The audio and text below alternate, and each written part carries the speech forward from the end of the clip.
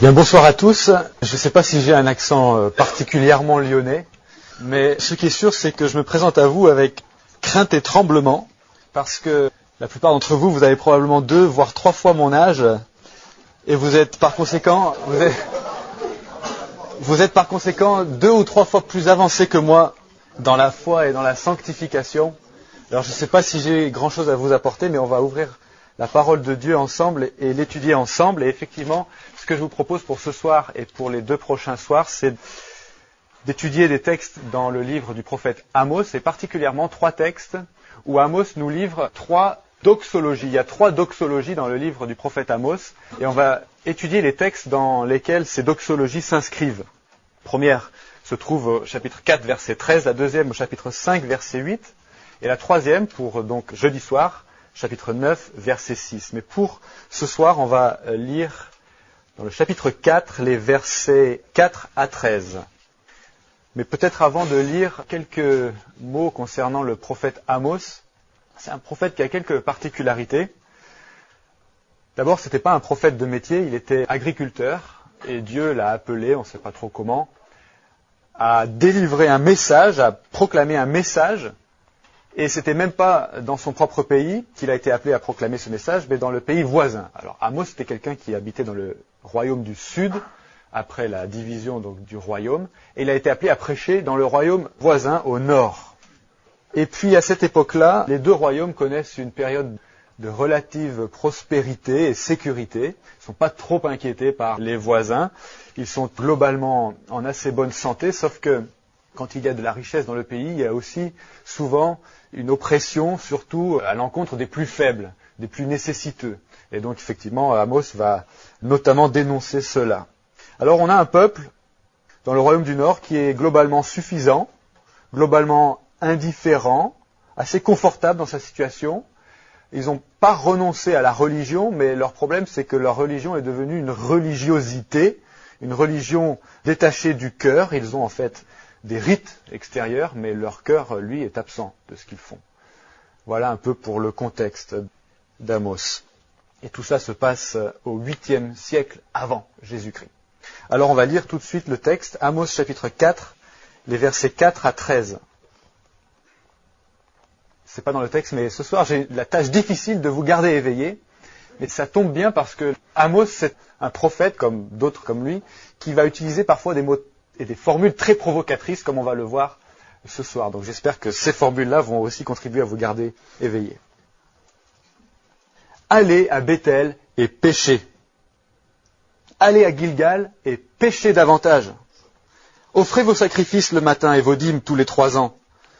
Faites vos sacrifices de reconnaissance avec du levain. Proclamez, publiez vos offrandes volontaires, car c'est là ce que vous aimez, fils d'Israël, oracle du Seigneur, l'Éternel. Et moi je vous ai envoyé la famine dans toutes vos villes, le manque de pain dans toutes vos demeures. Malgré cela, vous n'êtes pas revenus à moi, oracle de l'Éternel. Et moi je vous ai refusé la pluie lorsqu'il y avait encore 3 mois jusqu'à la moisson. J'ai fait pleuvoir sur une ville et je n'ai pas fait pleuvoir sur une autre ville. Un champ a reçu la pluie et le champ sur lequel la pluie n'est pas tombée s'est desséché. 2, 3 villes sont allées vers une autre pour boire de l'eau et elles n'ont point apaisé leur soif. Malgré cela, vous n'êtes pas revenus à moi, oracle de l'Éternel. Je vous ai frappé par la rouille et par la nielle. Vos nombreux jardins, vos vignes, vos figuiers et vos oliviers ont été dévorés par les chenilles. Malgré cela, vous n'êtes pas revenus à moi, oracle de l'Éternel. J'ai envoyé parmi vous la peste, comme en Égypte. J'ai tué vos jeunes gens par l'épée et laissé prendre vos chevaux. J'ai fait monter à vos narines l'odeur d'infection de votre camp. Malgré cela, vous n'êtes pas revenus à moi, oracle de l'Éternel. Je vous ai bouleversés, comme Sodome et Gomorrhe, que Dieu bouleversa, et vous avez été comme un tison arraché de l'incendie. Malgré cela, vous n'êtes pas revenus à moi, oracle de l'Éternel. C'est pourquoi voilà ce que je vais te faire, ô Israël. Et puisque je vais te faire cela, prépare-toi à la rencontre de ton Dieu, ô Israël. Car voici celui qui forme les montagnes et crée le vent, et qui fait connaître à l'homme ses pensées, celui qui change l'aurore en ténèbres et qui marche sur les hauteurs de la terre. Son nom est l'Éternel, le Dieu des armées. Voilà pour la lecture de la parole de Dieu. Si vous cherchez le mot repentance dans la plupart des dictionnaires de la langue française aujourd'hui, vous allez découvrir qu'il s'agit d'un mot soit vieilli, entre guillemets, soit littéraire. La repentance ne fait pas partie du langage courant, sauf peut-être, et depuis peu de temps en fait, dans le contexte de la politique, comme par exemple dans la bouche de Nicolas Sarkozy il y a 4 ans maintenant, lorsqu'il faisait campagne, ici même à Lyon, et qu'il a dit « Je déteste la repentance ». Puisque le mot repentance évoque soit un autre temps, soit quelque chose de néfaste, soit rien du tout, eh bien un certain nombre de traductions plus récentes de la Bible ont fait des choix de traduction, le choix de ne plus ou presque plus utiliser ce mot, ni le verbe se repentir, et de leur préférer des expressions telles que les suivantes, que vous avez peut-être déjà remarquées dans certaines traductions, changer d'attitude, ou bien changer de comportement, ou encore changer, tout simplement. Et je sais que dans la plupart des cas, ces choix de traduction ont été mûrement réfléchis par des comités de traduction. Tout ça, ce n'est pas du tout mon but ce soir de décrier telle ou telle traduction de la Bible. Mais je constate une chose, c'est que la repentance est une notion qui nous est de plus en plus étrangère. Sur le site internet mediadico.com, d'accord, un dictionnaire en ligne, la définition de la repentance est la suivante. Nom féminin, regret de ses fautes. Mais moi, personnellement, je préfère la définition de Calvin. On a le droit de citer Calvin ici, il paraît. Qui dit que quand la Bible invite à la repentance, il s'agit de mener les hommes, je cite, à ce point qu'étant confus de leurs péchés et navrés de la crainte du jugement de Dieu, ils s'humiliassent et prosternassent devant sa majesté qu'ils avaient offensée et se retirassent en la droite voie. Je propose qu'on réintègre cette définition-là dans les dictionnaires contemporains. Mais même le Concile de Trente, quelques années plus tard, a réussi à formuler une bonne définition de la repentance ou de la contrition en disant que c'était une douleur de l'âme et une détestation du péché commis avec le propos de ne plus le commettre à l'avenir, ou l'intention de ne plus le commettre à l'avenir. Et l'apôtre Paul lui-même dit que la repentance provient d'une tristesse selon Dieu, d'après l'apôtre Paul, qui est censée produire l'indignation en nous devant nos péchés et le désir ardent de suivre les voies de Dieu. Et il me semble que si nous ne sommes pas souvent peinés dans notre âme, si nous ne faisons pas souvent l'expérience de cette douleur de l'âme, quand nous prenons conscience de nos péchés, c'est parce que nous avons élaboré des stratégies de défense contre la contrition, contre la repentance. Je pense que nous avons développé, peut-être sans le savoir, une espèce de système immunitaire qui nous rend résistants à la repentance et dont les effets, en réalité, sont de nous tromper, de nous endurcir, de nous éloigner de Dieu, en fin de compte, et de produire, plutôt que la repentance, ce qui est son opposé, c'est-à-dire l'impénitence, qui est en réalité une maladie mortelle pour l'homme. Et c'est exactement ce problème que Dieu veut traiter chez son peuple, à travers le texte que nous avons lu il y a quelques instants. Le problème de son impénitence. Et vous savez quel est le traitement de l'impénitence, en tout cas dans ce texte? C'est l'électrochoc, pour ainsi dire. Un électrochoc salutaire pour réveiller le peuple, pour lui faire prendre conscience de la situation terriblement dangereuse dans laquelle il se trouve. Dieu ne va pas y aller avec des pincettes pour nous ramener, peut-être nous aussi ce soir, nous ramener les pieds sur terre et nous faire mesurer le caractère vital de la repentance. Alors peut-être que ce soir, notre vision du monde et a fortiori de notre propre vie va être toute chamboulée, et je crois que c'est précisément l'intention de Dieu à travers ce texte d'Amos. Regardons le texte un peu plus en détail. La première chose que fait Dieu au début de ce texte, dans les versets 4 et 5, à travers son prophète, c'est de dénoncer la religion de son peuple comme lui étant détestable. Et Dieu va faire usage d'une ironie vraiment cinglante, en ordonnant au peuple de pécher. Vous savez qu'il y avait un commandement dans la Bible qui nous ordonne de pécher, c'est là, allez à Bethel et péchez. Allez à Gilgal et péchez davantage. C'est Dieu qui parle par son prophète. Où est-ce qu'on doit pécher? À Bethel. Qui c'est qui a fait de l'hébreu? Bethel, la maison de Dieu. Alors Dieu ordonne à son peuple d'aller dans sa maison, la maison de Dieu, et de pécher. Et en quoi le peuple pêche-t-il lorsqu'il se rend à la maison de Dieu, lorsqu'il se rend à Bethel? C'est ironique, il pêche précisément en rendant un culte à Dieu. Un culte qui apparemment est zélé, généreux et démonstratif. Offrez vos sacrifices le matin et vos dîmes tous les 3 ans. Faites vos sacrifices de reconnaissance avec du levain. Proclamez, publiez vos offrandes volontaires. Et ça, c'est péché. Dieu est en train de dire que le culte plein d'empressement rendu par son peuple est un péché. Quel choc, quel électrochoc, n'est-ce pas? Quelle ironie, quelle provocation, pourrait-on dire. Mais Dieu explique pourquoi la pratique religieuse de son peuple lui est détestable. Il le dit à la fin du verset 5. Car c'est là ce que vous aimez. Car c'est là ce que vous aimez, fils d'Israël. Le problème des Israélites, c'est qu'ils aiment leur pratique religieuse plutôt que d'aimer Dieu. Ils se confient dans leur rite plutôt que de se confier en Dieu. Ils tirent une grande satisfaction de cette religiosité, de cette pratique religieuse très démonstrative, très sophistiquée, plutôt que de trouver leur satisfaction en Dieu, au lieu que ce soit Dieu qui soit l'objet de leur amour. Il y a dans le livre du prophète Amos une injonction qui revient 3 fois, au premier verset du chapitre 3, au premier verset du chapitre 4, au premier verset du chapitre 5. Cette injonction, c'est la suivante.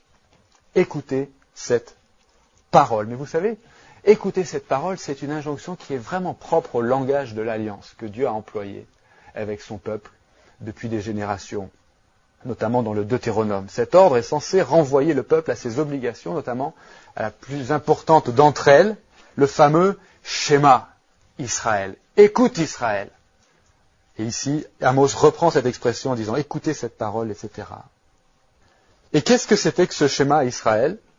Écoute Israël, l'Éternel notre Dieu, l'Éternel est un, tu aimeras l'Éternel, ton Dieu, de tout ton cœur, de toute ton âme et de toute ta force. Voilà ce que de nombreux Juifs apprennent encore par cœur aujourd'hui. Voilà quelle était, en tout cas, une des plus importantes obligations de l'Alliance, d'aimer Dieu de tout son cœur, de toute son âme et de toute sa force. Et cette obligation d'aimer Dieu, on la trouve aussi en clôture de la loi. Et tout cela, le peuple d'Israël en avait connaissance. En clôture de la loi, Deutéronome chapitre 30, verset 16, « Je te commande aujourd'hui d'aimer l'Éternel, ton Dieu. » En introduction à la loi, en clôture de la loi, l'obligation d'aimer Dieu. Dieu est en train de dénoncer la religion de son peuple comme lui étant détestable parce que cette religion, cette pratique religieuse a usurpé la place qui revenait à Dieu. Cette religion zélée, généreuse, démonstrative ne procède pas chez le peuple d'un amour pour Dieu, mais plutôt, on pourrait le dire, d'un amour pour soi. Cette superbe religion est devenue une excuse pour ne pas aimer Dieu finalement. Imaginez un homme qui rentre du travail un soir avec un immense bouquet de fleurs. Et il sonne à la porte de chez lui et sa femme lui ouvre. Et il pose un genou à terre, il lui tend le bouquet, il la regarde droit dans les yeux avec un grand sourire aux lèvres et il lui récite un magnifique poème d'amour qu'il a répété dans sa tête toute la journée. Messieurs, je suis sûr que vous faites ça très souvent, vous pouvez tout à fait vous identifier avec la scène. Et là, tout d'un coup, sa femme lui met une grosse gifle. Elle jette le bouquet par terre, elle le piétine sauvagement, et elle rentre chez elle en claquant la porte. Mais pourquoi une telle réaction? Qu'est-ce qui pourrait expliquer une telle réaction? Peut-être que ce jour-là, en faisant la lessive, ou en rangeant les vêtements de son mari, elle a découvert dans la poche d'une de ses chemises un mot d'amour écrit par son mari, mais qui ne lui était pas destiné à elle, qui était destiné à sa secrétaire. Vous voyez ce qui peut rendre un beau geste absolument détestable? Et dans le texte qu'on a lu, Dieu est en train de dénoncer la religion de son propre peuple comme lui étant détestable. Précisément pour la même raison. Parce que Dieu, lui, il n'a pas besoin de tomber par hasard sur un mot d'amour dans la poche d'une de nos chemises pour savoir exactement ce qu'il y a dans notre cœur, pour connaître nos véritables motivations lorsque nous lui apportons ce bouquet de fleurs et ce poème d'amour, ou, pour le dire plus exactement, notre culte et nos prières et nos chants le dimanche. Est-ce que nous avons conscience que parfois, il est possible que Dieu déteste le culte que nous lui rendons? Et notamment, il déteste le culte que nous lui rendons lorsque nous pensons pouvoir compenser par notre culte pour un péché auquel nous refusons de renoncer, par exemple. Il déteste le culte que nous lui rendons lorsque le signe compte plus pour nous que la réalité. Il déteste le culte que nous lui rendons lorsque ce culte est centré plus sur nous que sur lui. Il déteste ce culte que nous lui rendons lorsque nous lui rendons en étant motivés par nos propres intérêts. Et il déteste le culte que nous lui rendons lorsque le culte devient une excuse pour ne pas aimer Dieu de tout son cœur, de toute son âme et de toute sa force. Et c'est pour cette raison qu'un peu plus loin dans la prophétie d'Amos, vous connaissez ce verset, chapitre 5, Dieu dit « Je hais, je méprise vos fêtes, je ne puis sentir vos cérémonies. » Et un peu plus loin, « Éloigne de moi le bruit de tes cantiques. » Est-ce que nous avons conscience que parfois c'est peut-être ce que Dieu pense le dimanche matin? Donc la première chose que fait Dieu dans ce texte, c'est de dénoncer la religion de son peuple comme lui étant détestable, et il nous invite aujourd'hui, nous, à examiner nous-mêmes quelle est la raison de notre culte. Parce que lui, il le sait en tout cas, quelle est la raison de notre culte, même si nous arrivons bien à le dissimuler aux autres, mais on ne peut pas le dissimuler à Dieu, et Dieu veut que notre culte ne procède de rien d'autre que d'un amour profond et sincère et entier pour lui. Y a-t-il un péché pour lequel vous essayez de compenser secrètement? Y a-t-il un aspect du culte auquel vous vous attachez plus qu'à Dieu lui-même? Quelles sont nos motivations, les vôtres, les miennes, pour aller à l'église le dimanche, pour aller au culte, pour servir dans le cadre d'un ministère peut-être? Quelles sont nos motivations? Dieu les connaît. Vous voyez, ces premiers versets déjà nous mettent face à face avec la réalité et nous montrent dans quel genre d'illusion, en tout cas, il est possible de tomber, et de tomber relativement facilement. C'est comme un premier électrochoc salutaire pour nous ramener les pieds sur terre et nous faire mesurer quelque chose de vital. C'est le caractère excessivement important de la repentance. De la repentance. Mais que recherche Dieu de notre part exactement? On a déjà commencé à en parler, mais regardons la suite du texte à partir du verset 6. Et dans les versets 6 à 11, vous avez remarqué cette espèce de refrain qui revient. C'est comme une chanson où on a des couplets différents et puis un refrain qui revient régulièrement. Moi, je vous ai envoyé ceci, moi j'ai fait cela. Malgré cela, vous n'êtes pas revenus à moi, oracle de l'Éternel. Et Dieu va le faire 1, 2, 3, 4, 5 fois. Il y a 5 couplets à ce chant, et à chaque fois le même constat, le même refrain. Et en lisant ce passage, on pourrait être tenté de dire, mais Dieu est en train de se vanter de sa cruauté. Moi, je vous ai fait tant de mal. Moi, je vous ai envoyé la famine, la maladie, je vous ai envoyé la mort, la peste, je vous ai envoyé la sécheresse, et ainsi de suite. Qu'est-ce que Dieu est en train de faire ici? Est-ce qu'il est en train de se vanter d'être cruel? En réalité, c'est exactement le contraire. C'est exactement le contraire. Dieu est en train de rappeler à son peuple, à travers ce discours qui est virulent, qui est provocateur, il est en train de lui rappeler qu'en réalité, lui est demeuré fidèle à l'alliance, quand bien même son peuple lui a été infidèle. Il n'a jamais abandonné son peuple. Il a toujours cherché à le faire revenir à lui. Pour montrer à son peuple qu'il est en effet un Dieu fidèle, il va inviter son peuple à relire son histoire. Et en relisant son histoire, il lui montre tout ce qu'il a fait dans cette histoire pour l'avertir contre les dangers de son impénitence et pour inviter les Israélites à revenir à lui. Dieu leur a envoyé, on l'a dit, la famine, verset 6, la sécheresse, versets 7 et 8, des maladies agricoles, verset 9, la peste, verset 10, et même au verset 11, un bouleversement général. Et tout cela, Dieu l'a envoyé comme des châtiments successifs destinés à faire revenir le peuple à Dieu. Et à 5 reprises, le même constat. Malgré cela, vous n'êtes pas revenus à moi, oracle de l'Éternel. Et à travers le livre du prophète Amos, j'ai déjà mentionné avec cette injonction, écoutez cette parole, il y a vraiment un discours qui est censé évoquer le discours de l'alliance du Sinaï. C'est un vocabulaire, c'est une terminologie qui évoque le langage du Deutéronome. Dieu a donc déjà, à ce moment-là, renvoyé le peuple au terme du contrat d'alliance qu'il avait conclu avec lui à la sortie d'Égypte. Et tous ces châtiments que Dieu mentionne ici par le prophète Amos sont expressément mentionnés dans le livre du Deutéronome.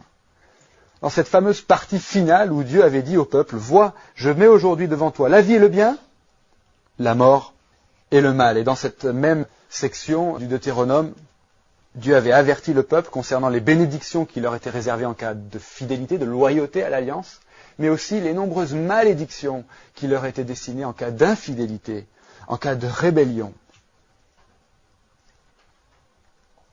Et quand on lit le Deutéronome, on se rend compte que tous ces châtiments, finalement, étaient censés être des corrections dont le but était de ramener le peuple, de provoquer la repentance et le retour à Dieu. Et même dans la loi, quand on lit le Deutéronome, on arrive à la fin, lorsque Dieu a prononcé toutes ces malédictions en détail, et vraiment ce chapitre du Deutéronome, le chapitre 29, est poignant quand on le lit du début à la fin. Même après avoir prononcé toutes ces malédictions qui seraient destinées au peuple en cas de désobéissance, Dieu a quand même dit à son peuple à la fin qu'il aurait compassion de lui. Et il a annoncé déjà à l'avance son intention d'accomplir quelque chose d'incroyable, de ne pas abandonner le peuple complètement. Et voici ce qu'il dit au chapitre 30 du Deutéronome. L'Éternel, ton Dieu, donc ça vient après cette longue liste de malédictions, d'accord? Juste après, Dieu dit, l'Éternel, ton Dieu, circoncira ton cœur et le cœur de ta descendance, pour que tu aimes l'Éternel, ton Dieu, de tout ton cœur et de toute ton âme, afin que tu vives. Alors vous voyez ce que Dieu a fait. Il a placé une exigence devant le peuple. Il leur a parlé de bénédiction s'ils étaient fidèles à l'alliance, de malédiction s'ils étaient infidèles à l'alliance. Et même après les malédictions, Dieu dit quelque chose d'extraordinaire, c'est que cette exigence qu'il a placée devant le peuple, lui-même la réalisera en faveur du peuple. Écoute Israël, tu aimeras l'Éternel ton Dieu. Et à la fin, c'est moi qui vais circoncire ton cœur et le cœur de ta descendance pour que tu aimes l'Éternel, ton Dieu, de tout ton cœur et de toute ton âme, afin que tu vives. Dieu a promis d'accomplir l'exigence de la loi à la place du peuple et en faveur du peuple. Dieu est donc en train de rappeler ici à son peuple, à travers cette relecture de son histoire, il est en train de lui rappeler que lui, en tant que Dieu, il est resté fidèle à ses promesses de grâce.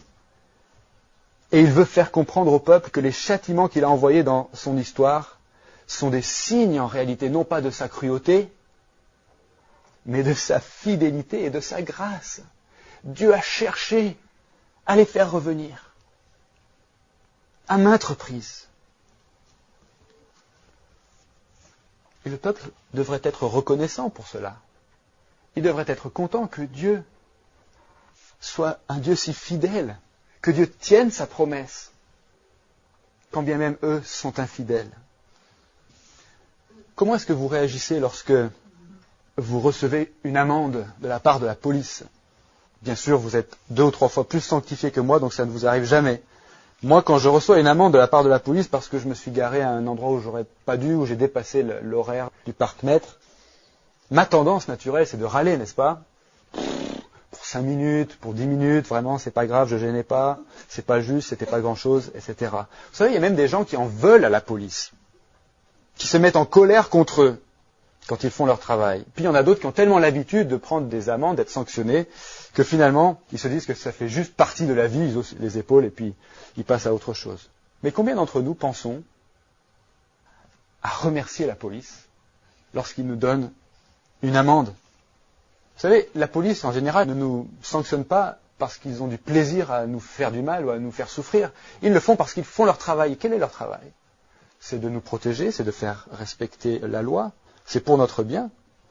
Lorsque la police nous donne une amende, c'est la preuve, n'est-ce pas, que la police est en fait en train de faire son travail. On devrait les remercier. Mais de la même façon, dans le texte ici, Dieu est en train de faire son travail, pour ainsi dire. Il est en train d'inviter son peuple à reconnaître le pourquoi des épreuves qu'il a traversées. Et ce n'est pas parce qu'il est cruel, c'est parce qu'il a voulu les faire revenir à lui. Qui est à la manœuvre dans cette histoire? Qui est à la manœuvre dans tous ces versets? C'est Dieu qui est à la manœuvre. Hein. C'est Dieu qui envoie la famine, c'est Dieu qui envoie la sécheresse, c'est Dieu qui envoie la maladie, les calamités, et ainsi de suite.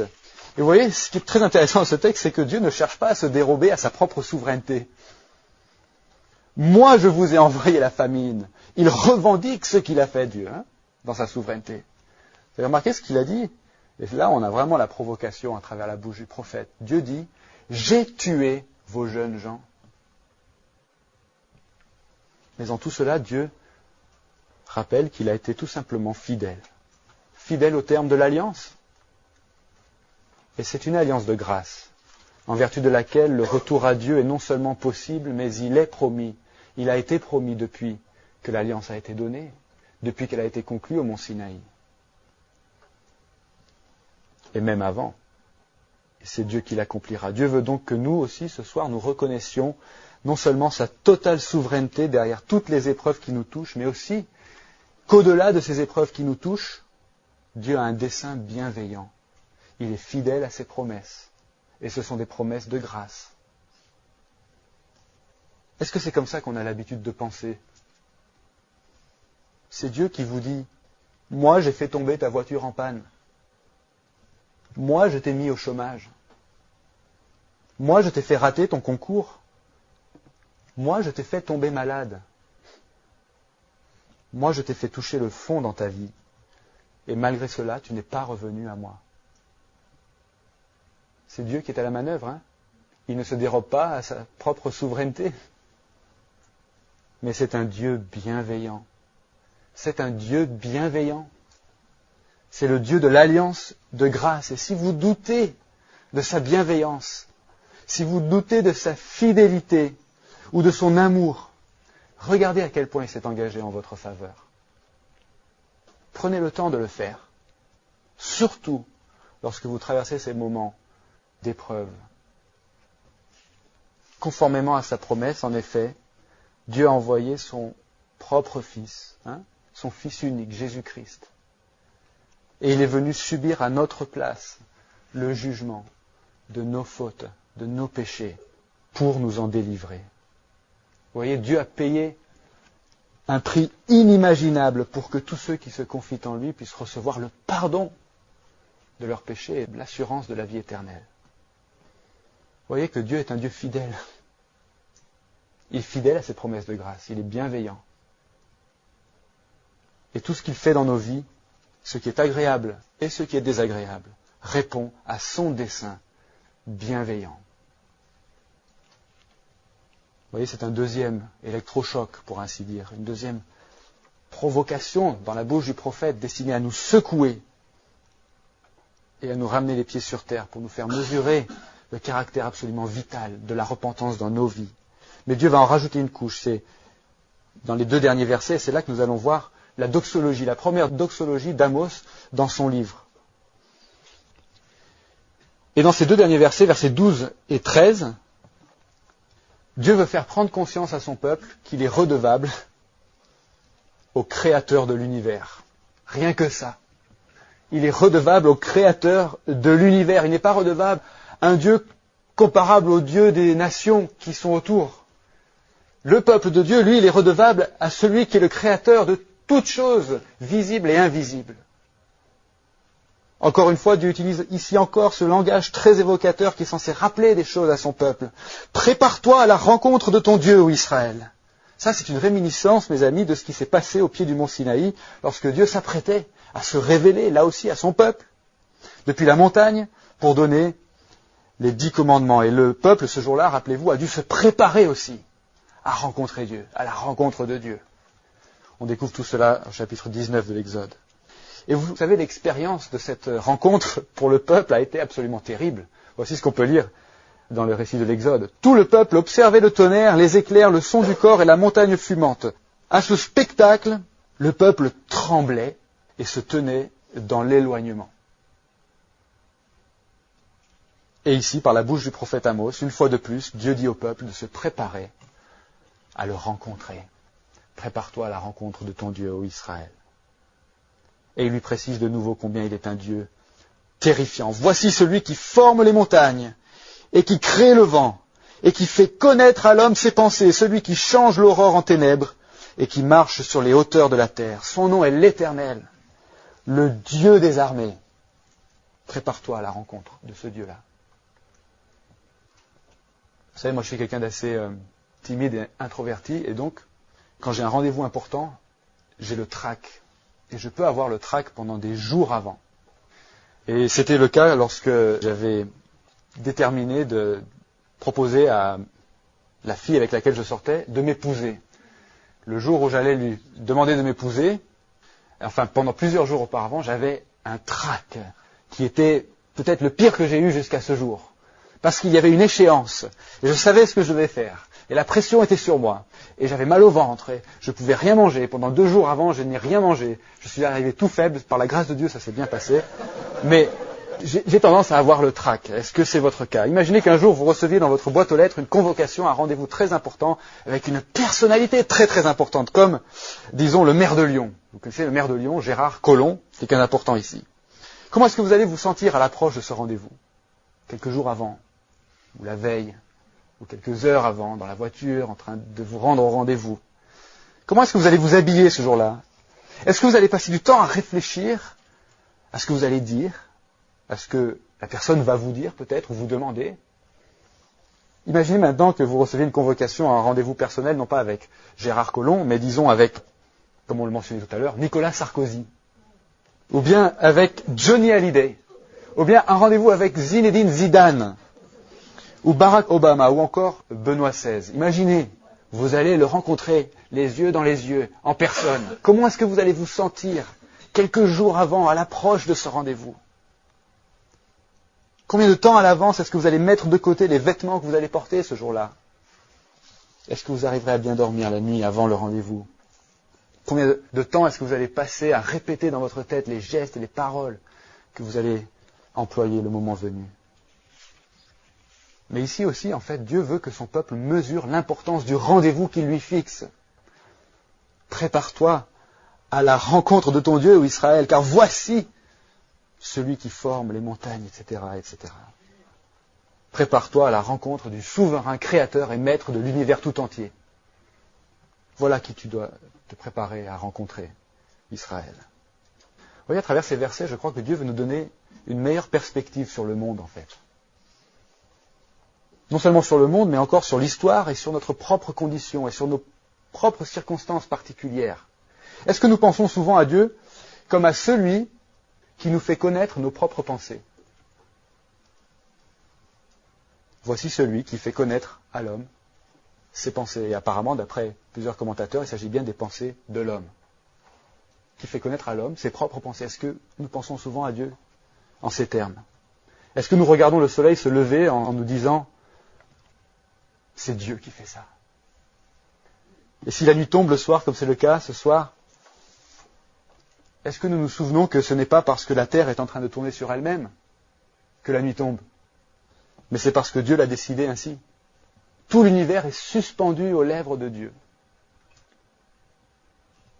Vous imaginez le changement de perspective que ça doit entraîner dans notre vie? Le cosmos tout entier, jusqu'aux recoins les plus éloignés de l'espace, est redevable à Dieu et dépendant de Dieu. Et vous et moi, nous lui sommes redevables en particulier parce que Dieu a créé l'être humain comme le couronnement de sa création. Et Dieu a fixé un jour où tout le monde devra comparaître devant lui. Prépare-toi à la rencontre de ton Dieu. Et ce jour-là, il y aura 2 types de personnes. Les repentants et les impénitents. Il y aura ceux qui auront reconnu leur totale dépendance de Dieu, qui auront reconnu qu'ils sont indignes de l'amour de Dieu, et qui se seront confiés en Jésus-Christ pour le pardon de leurs péchés, puis il y aura les autres. Dans quelle catégorie nous trouvons-nous? Dans quelle catégorie se trouvent les gens que nous côtoyons quotidiennement? Dans quelle catégorie se trouvent les gens qui fréquentent nos églises si fidèlement? Vous voyez, Dieu veut nous faire prendre conscience que nous sommes redevables au Créateur de l'univers. Et c'était le 3e et dernier électrochoc, pour ainsi dire, pour nous ramener les pieds sur terre et nous faire mesurer combien vital est la repentance dans nos vies. Alors pour conclure, on l'a dit en introduction, la repentance c'est une notion qui nous est de plus en plus étrangère ou lointaine ou bizarre. Cette douleur de l'âme, cette détestation du péché commis avec l'intention de ne plus le commettre à l'avenir, ce n'est pas une expérience qui nous paraît très familière ou fréquente. Pourquoi ? Parce qu'on a développé, je crois, comme je le disais en introduction, une espèce de système immunitaire qui nous rend résistants à la contrition et dont les effets sont de nous tromper, de nous endurcir, en fin de compte de nous éloigner de Dieu et de produire plutôt que la repentance, l'impénitence, qui est cette fameuse maladie mortelle pour l'homme. Pour nous guérir de cette maladie, Dieu nous a mis face à face avec la réalité, on l'a dit, premièrement, la réalité d'un culte qui, lui, est parfois détestable, parce que nous lui apportons ce culte comme une excuse pour ne pas l'aimer, de tout notre cœur, de toute notre âme et de toute notre force. Deuxièmement, la réalité de ces appels persistants et parfois douloureux dans notre histoire, par lesquels il nous invite à revenir à lui, et qui sont des signes, non pas de sa cruauté, mais au contraire de sa fidélité, de sa bienveillance, parce qu'il est fidèle à ses promesses de grâce.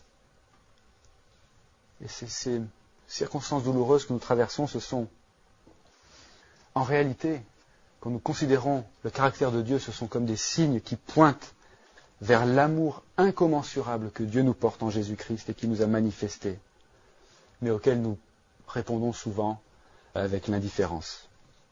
Et enfin, il nous a mis face à face avec la réalité que nous lui sommes redevables, comme toute la création d'ailleurs, et que nous devrons un jour comparaître devant lui pour recevoir de sa part soit le jugement réservé aux impénitents, soit la vie éternelle destinée à ceux qui se repentent et qui croient à l'œuvre du Messie Jésus-Christ, qui a versé son sang, le sang de l'Alliance, qui est répandu pour beaucoup, pour le pardon des péchés. Je termine avec simplement cette parole de l'apôtre Jean, qui nous fait mesurer lui aussi le caractère vital de la repentance dans nos vies. Si nous disons que nous n'avons pas de péché, nous nous séduisons nous-mêmes, et la vérité n'est pas en nous. Si nous confessons nos péchés, il est fidèle et juste pour nous pardonner nos péchés et nous purifier de toute injustice. Et si quelqu'un a péché, dit-il un peu plus loin, nous avons un avocat auprès du Père, Jésus-Christ, le juste. Il est lui-même victime expiatoire pour nos péchés. Amen. Je vous invite à prier.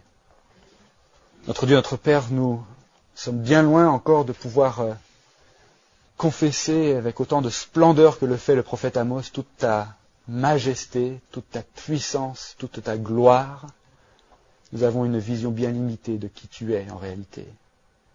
S'il te plaît, poursuis ton œuvre dans nos vies sous l'effet de ton Saint-Esprit pour que nous puissions chaque jour marcher dans la nouveauté de vie à laquelle tu nous appelles, chaque jour nous humilier aussi devant toi et reconnaître nos péchés, chaque jour nous souvenir que tu es un Dieu bienveillant, fidèle à ses promesses, et que tu les as réalisées, ces promesses, par Jésus-Christ. Et c'est en son nom que nous prions. Amen.